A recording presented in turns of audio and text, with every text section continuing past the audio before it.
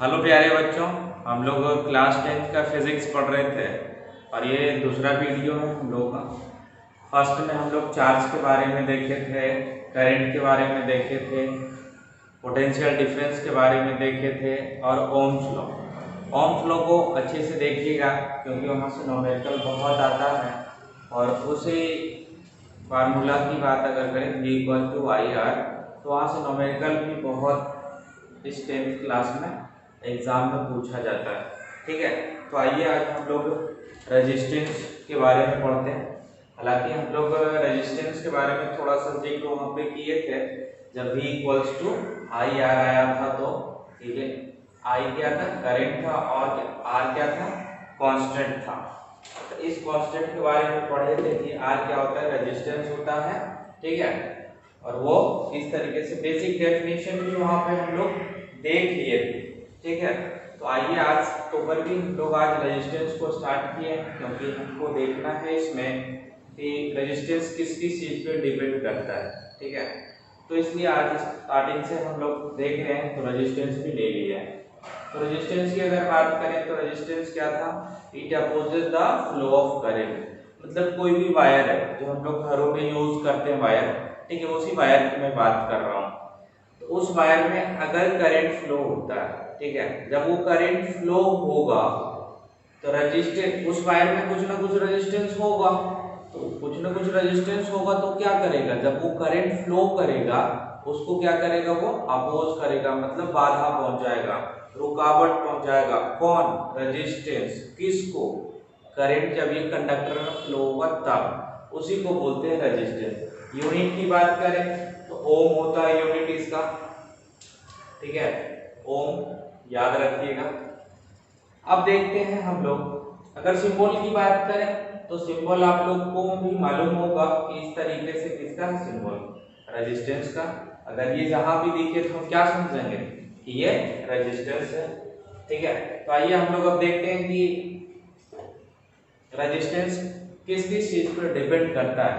ठीक है, factor on which the resistance of a conductor depends. मतलब कौन कौन सा ऐसा फैक्टर है जिस पे कंडक्टर का रेजिस्टेंस डिपेंड करता है। ठीक, अब देखिएगा, सबसे पहली अगर मैं बात करूं, अभी हम ये देख रहे हैं कि किस किस चीज पर डिपेंड करता है, किस तरीके से डिपेंड करता है वो भी अपन देखेंगे। तो क्या है, फर्स्ट लेंथ पे। मतलब लेंथ क्या, कोई भी कंडक्टर है, मतलब वायर की बात कर रहे हैं जो घरों में यूज करते हैं, वो वायर का कुछ लेंथ होगा ना। ठीक है, मतलब हम लोग वायर ट्रांसफार्मर से लाते हैं तो क्या कुछ लंबाई के साथ ही लाते हैं कि हाँ 10 मीटर लंबा, 20 मीटर लंबा, जो भी है। ठीक है, तो लेंथ ऑफ द कंडक्टर पे करता है। यहाँ कंडक्टर नहीं लिखे, लेंथ ऑफ द कंडक्टर, मतलब ये लेंथ किसका है, कंडक्टर का है, मतलब वायर का है। उसी तरीके से किस पे डिपेंड कर रहा है, दूसरा cross sectional area of conductor. Cross sectional area क्या होता है वो थोड़ा सा समझा देते हैं। अगर मैं बात करूं नॉर्मल एरिया जो हम लोग पढ़ते हैं और क्रॉस सेक्शनल एरिया में क्या डिफरेंस है, आप समझिएगा कि क्रॉस सेक्शनल एरिया किसको बोलते हैं। जब इस ये मान लेते हैं कि कंडक्टर है, ठीक है, ये क्या है, कंडक्टर है। जब इसको परपेंडिकुलर कट किए, क्या किए, परपेंडिकुलर कट किए, कट करने के बाद ये जो एरिया हमको मिला ना, कट करने के बाद जो एरिया मिला उसी को हम बोलते हैं क्रॉस सेक्शनल एरिया। अब ये कंडक्टर का है तो cross sectional area of conductor बोल दिए। तो क्रॉस सेक्शनल एरिया पे भी ये डिपेंड करता है। थर्ड हो गया टेम्परेचर, टेम्परेचर पे भी डिपेंड करता है। अगर कोई भी वायर में करंट फ्लो हो रहा है तो आप देखे होंगे कि जब करंट फ्लो होता है वायर में तो वायर गर्म हो जाता है। ठीक है, मतलब हीट एनर्जी जनरेट होने लगता है। क्यों, क्योंकि करंट वहां पे फ्लो हो रहा है। तो टेम्परेचर पे भी डिपेंड करता है। Nature of material, nature of material क्या होता है, आप यहाँ से समझ सकते हैं कि नेचर ऑफ मटेरियल मतलब क्या, कि हम कॉपर लिए हैं, कि एल्यूमिनियम का वायर लिए हैं, कि आयरन का लिए हैं। तो यहाँ से ये समझ सकते हैं कि हम मटेरियल भी चेंज करेंगे तो रेजिस्टेंस भी क्या हो जाएगा, चेंज हो जाएगा। अगर मैं बात करूँ सबसे अच्छा मटेरियल क्या है कंडक्टर के लिए, तो सिल्वर है, क्योंकि सिल्वर का रेजिस्टेंस क्या है, कम है। कॉपर उससे थोड़ा सा ज्यादा है, ठीक है, एल्युमिनियम उससे थोड़ा ज्यादा रेजिस्टेंस है। तो इसी तरीके से जो जिस मटेरियल में सबसे कम रेजिस्टेंस होगा वही मटेरियल हमारे लिए क्या होगा, बेस्ट होगा। ठीक है, तो वही चीज यहाँ पे था। अब देखिए लेंथ पे किस तरीके से डिपेंड करता है, इसी वन की मैं बात कर रहा हूँ। लेंथ पे किस तरीके से डिपेंड करता है, लेंथ पे वो डायरेक्टली प्रोपोर्शनल डिपेंड करता है। मतलब हम आपको बताएं कि इसमें क्या होता है, कुछ ना कुछ रेजिस्टेंस कंडक्टर में होता है। तो जब कंडक्टर में रेजिस्टेंस होता है तो उसको बढ़ाएंगे तो रेजिस्टेंस भी बढ़ेगा, मतलब ये डायरेक्टली प्रोपोर्शनल डिपेंड करता है। तो हम लिख सकते हैं कि resistance is directly proportional to the length of conductor।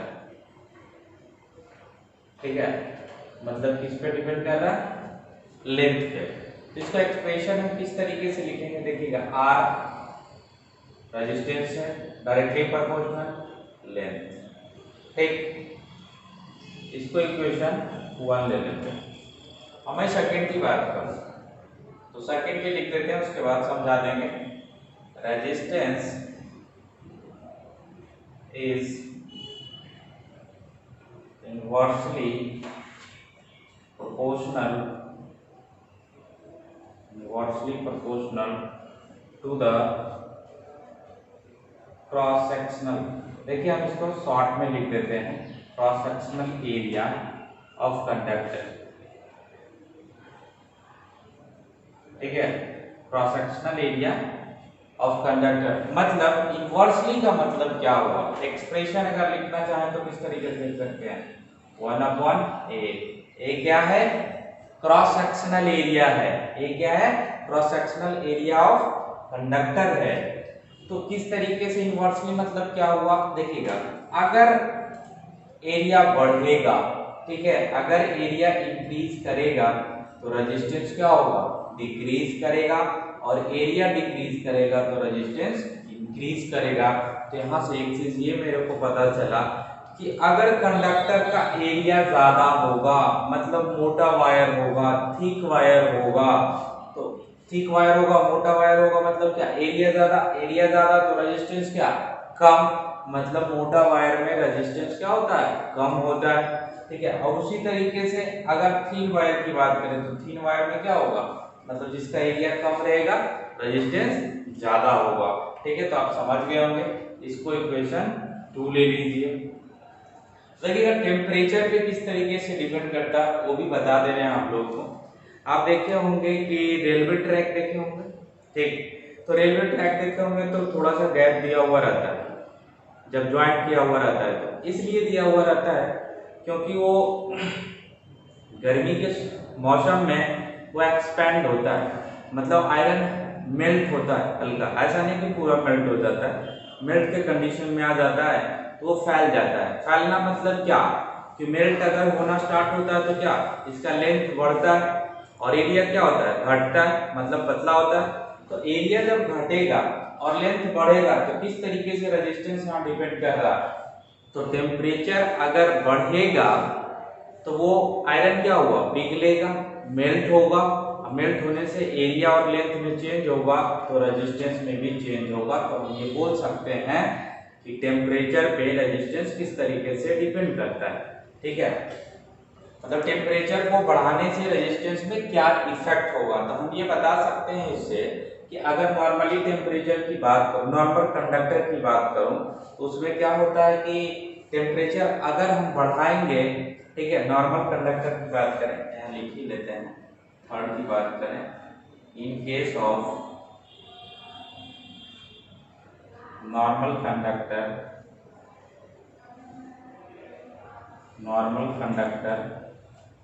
ठीक है, नॉर्मल कंडक्टर की बात करें क्योंकि ये केस अलग अलग हो जाता है, सेमी कंडक्टर में ये केस अलग हो जाता है। ठीक है, इसीलिए हम लिखते हैं normal conductor, if the temperature increases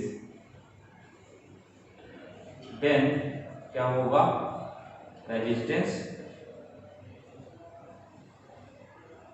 of a conductor increases।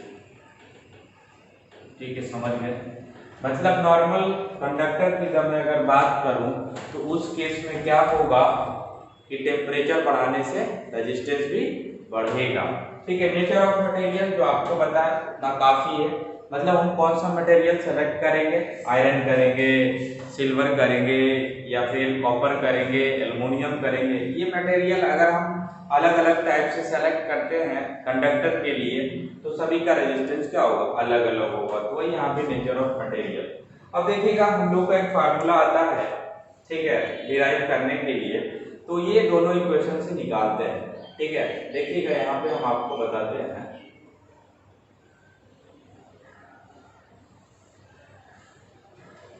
From equation 1 and 2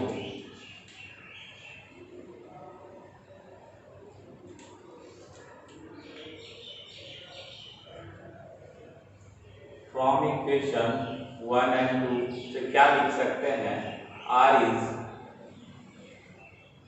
L by A। ध्यान से देखिएगा, R directly proportional to L by A, दोनों को मिला दिए।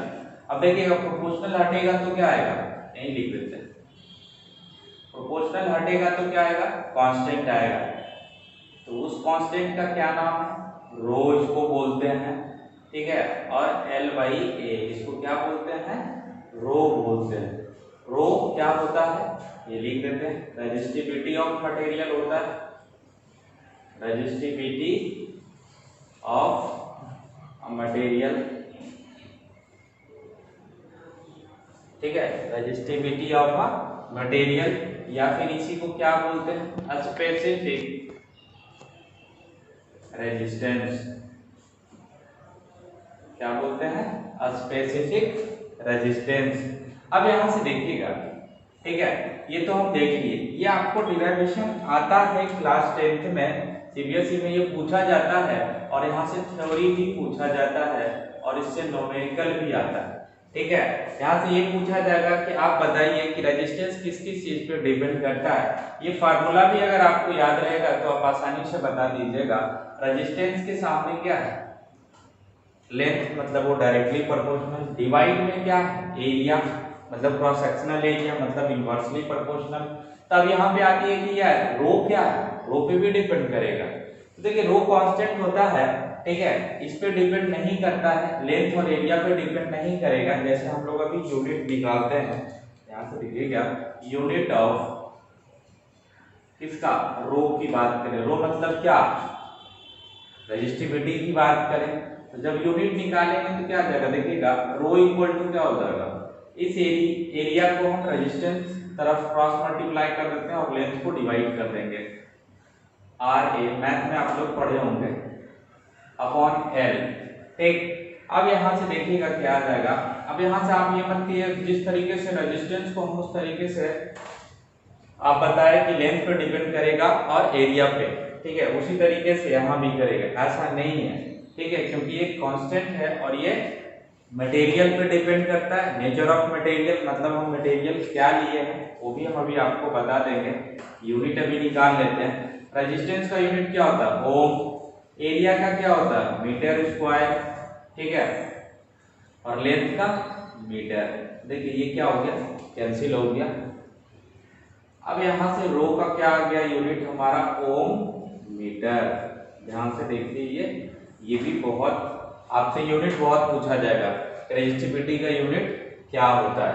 ठीक है, अब यहां से देखिएगा कुछ वैल्यू लिखे हैं हम लोग यहाँ पे, ठीक है, ध्यान से देखिए, यहाँ पे कुछ वैल्यू लिखे हैं, सिल्वर, कॉपर, एल्युमिनियम। देखिए यूनिट क्या है, यूनिट ध्यान से देखिए, ओम मीटर। ओम मीटर मतलब क्या, रेजिस्टिविटी, रेजिस्टिविटी बोल रहे हैं, ठीक है, मतलब क्या, सिल्वर का रेजिस्टिविटी कितना होता है, 1.59 इंटू 10 का पावर -8 ओम मीटर। ये ऐसे पूछा नहीं जाता है, ठीक है, अप्रॉक्स वैल्यू हम यहाँ पे लिखे हैं, ये पूछा नहीं जाता है, बस आप समझने के लिए समझ यहाँ पे हम लिख दिए आप लोगों के लिए।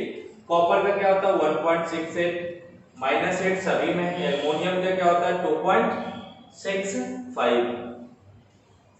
ठीक, अब यहाँ से समझिएगा आप लोग, देखिए यहाँ से समझिएगा ये कि रेजिस्टिविटी हमारे पास सिल्वर क्या सबसे अच्छा कंडक्टर है, तो सिल्वर का देखिए रेजिस्टिविटी क्या कम है। ये तीनों की बात करें और यही तीन मतलब सिल्वर को तो हम लोग यूज नहीं करते हैं क्योंकि बहुत ज्यादा कॉस्टली है, ठीक है।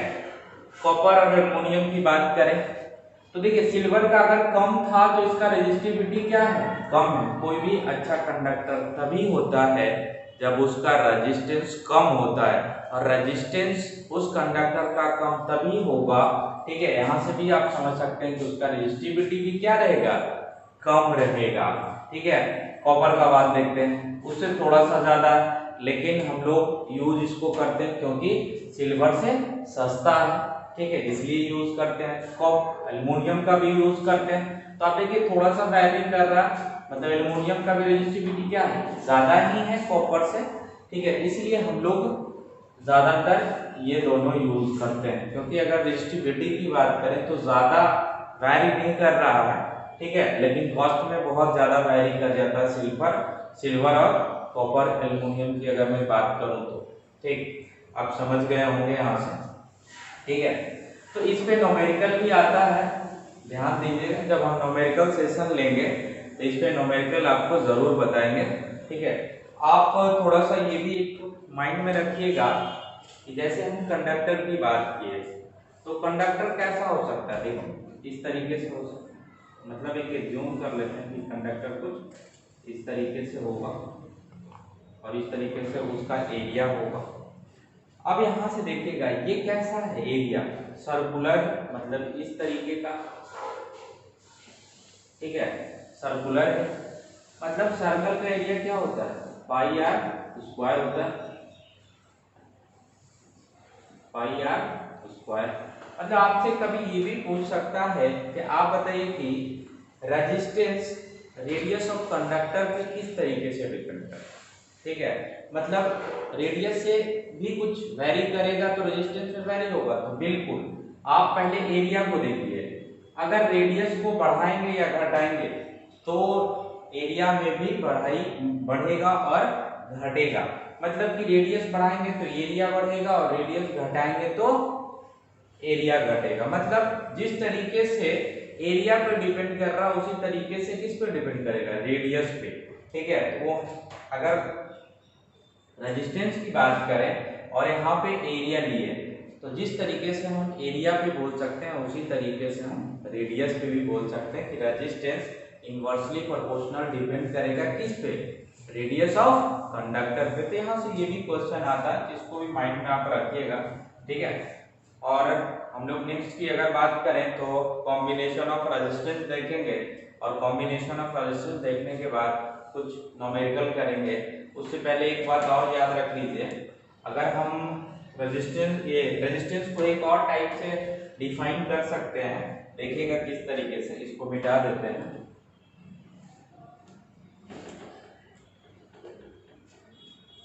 देखिए ओम्स लॉ हम लोग क्या पढ़े थे, V equal to I R, ठीक है, ये क्या था ओम्स लॉ।